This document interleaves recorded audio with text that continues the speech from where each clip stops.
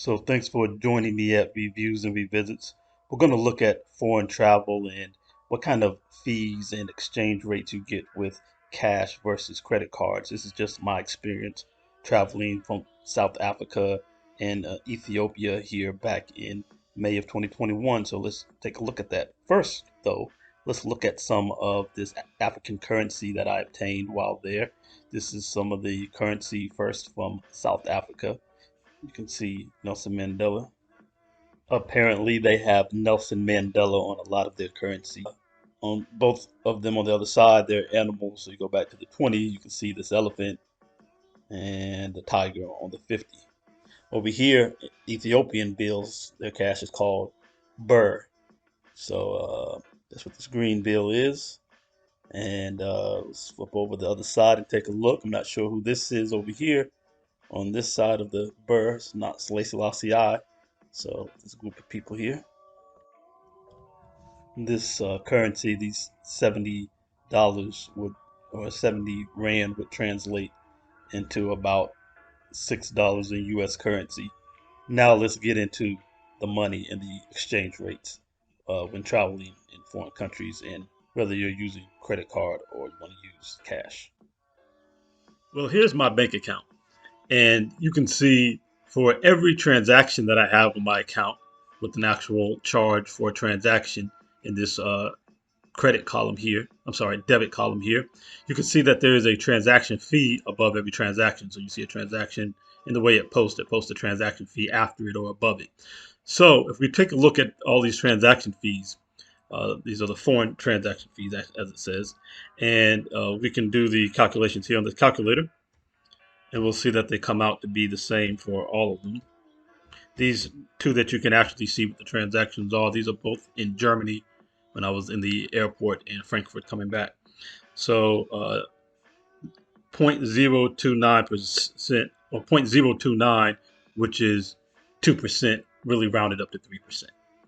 So my transaction fees are 3%. And even if I go down further, you'll see the same. It'll be the same thing if you did 0.22 divided by 7.3.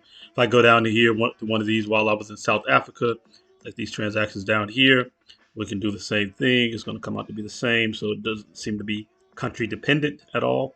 My bank is charging me, my credit card is charging me the same percentage no matter what foreign country I'm in for the foreign exchange. 0.0298 again, or was effectively 3% on my charge. And so that might seem like a little bit of money, but it's really quite small in comparison to what you're charged on the foreign exchange if you take cash into a bank in South Africa, for instance. And I was to exchange money, cash for the foreign exchange rate, and try to get those funds transferred into the local rand dollar amount and how much I had to pay in fees and taxes and whatnot to the bank in order to receive my money, which I'll now show you here. So if you look on this receipt, as we're going up and down this receipt here, and you can see the top line there under product, and it says at 13.389.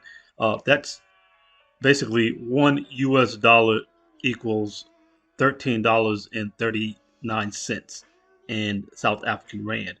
So we're multiplying the amount of money I put up, which is at 70, that first number where the decimal and the zero kind of faded.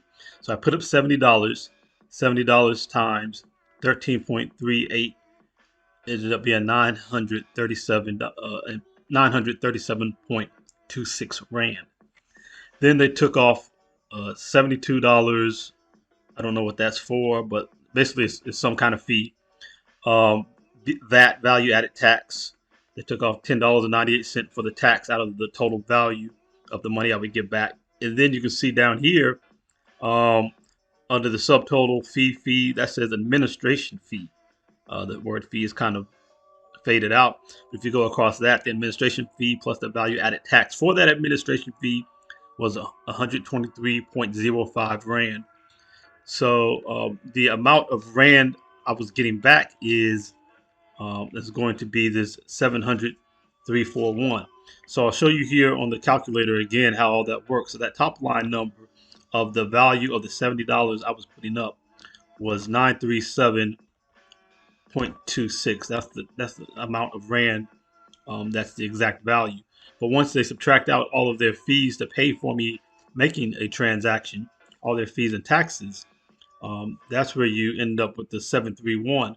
So if we subtracted 731 from this total value of 937, which we'll do now, let's see. So I want to do 731.5. That equals 205 rand that I had to pay in fees and taxes. So then if we divide the amount of fees and taxes by the base value that I started off with, the exact exchange amount of my US dollars for rand, which is 9376, into that 205, we can see I paid 22% in fees and taxes. So before, for here on the bank account, it was 0.029. Here it's zero point 0.2. So the other one was 0.0 was this first decimal. Then you got a 2. So basically, I'm paying almost 10 times more to do an exchange in cash locally at the bank with all their fees and taxes. So the amount that the credit card is charging me is actually quite small. Now, much of what I'm being charged by the bank um, is not a percentage. It's really a direct transaction fee, and no matter how much my transaction was, the fee would be the same amount. So much of that is a flat fee and not a percentage. The taxes might have been the only part that were percentages. I'm not sure, but most of that would have been a flat fee. So if you're exchanging a large amount of cash, then it could still end up being beneficial for you. You're exchanging cash in the hundreds or definitely in the thousands. But for the most part, if you're only going over there and you're not planning on spending more than a few $100s worth of money, you do your best probably to just use your credit card. I would say though you would want cash on hand to be able to get around for transportation purposes. A lot of times you need to pay directly in cash if something comes up. You need somebody to help you. People walking on the street don't have credit card readers. You want to have cash money in your hand to make sure that you can affect a particular circumstance being taken care of.